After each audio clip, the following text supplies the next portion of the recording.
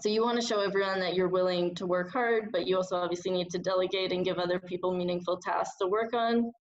And kind of going off of that, you want to be careful not to delegate just the tasks that you don't want to do. So that's kind of an easy trap to fall into, is just, oh, I don't want to make this poster. That's something anyone can do, which may be true, but other people might feel the same way. So sometimes you have to do a few tasks that may seem like not as much fun as other tasks, but it's also good to kind of play to people's strengths, figure out who's good at making videos and who's good at doing classroom announcements and who's good at, I don't know, all the little tasks that there are within EIA.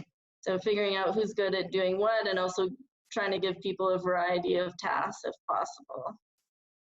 As a project manager, you should delegate as much as you can, if not everything that you can, because you'll always find yourself still doing things as a project manager, but really the role of a manager is to decide who on their team is best equipped to handle that, and then give them the resources they need to do it.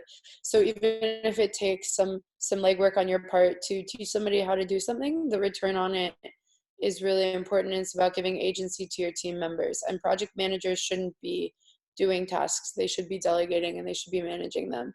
So it's really important to try and do that from the onset, even though it's really difficult. It's really difficult. This is my cat.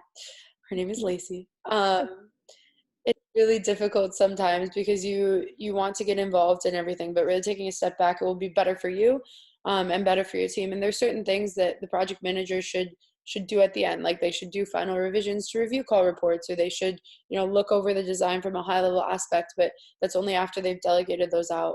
And just being really organized and using management apps like Basecamp, even if there's like a high startup cost to doing that, it's really helpful for you to have it all in one place. And it helps your team too, to see what you're working on, what other people are working on.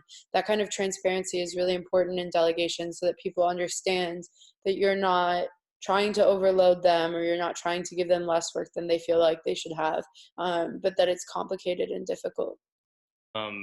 It's kind of unique to every setting and every group.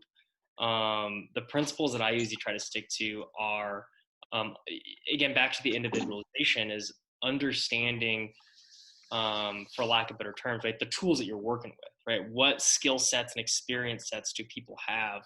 What are the activities that are best suited to go along with those skills and experiences? And the other thing too is to really try and give ownership where people are motivated. So if someone is really excited about project management or safety, I would just try and let them run with it. That doesn't mean getting away from those SMART goals, getting away from those deliverables and milestones. You still have to keep that person accountable. But if someone is really passionate about something, that's an opportunity to delegate a lot of the workload to that person in that area. Mm-hmm. To go along with that, though, there's always going to be tasks that nobody wants, right? And with any job, whether it's a chapter group like this or a professional job, you're not going to enjoy every single aspect of your job. And that's just kind of the unfortunate facts of life sometimes. If someone's going to take on some of the less favorable or less wanted work, to pair that along with something that really motivates them.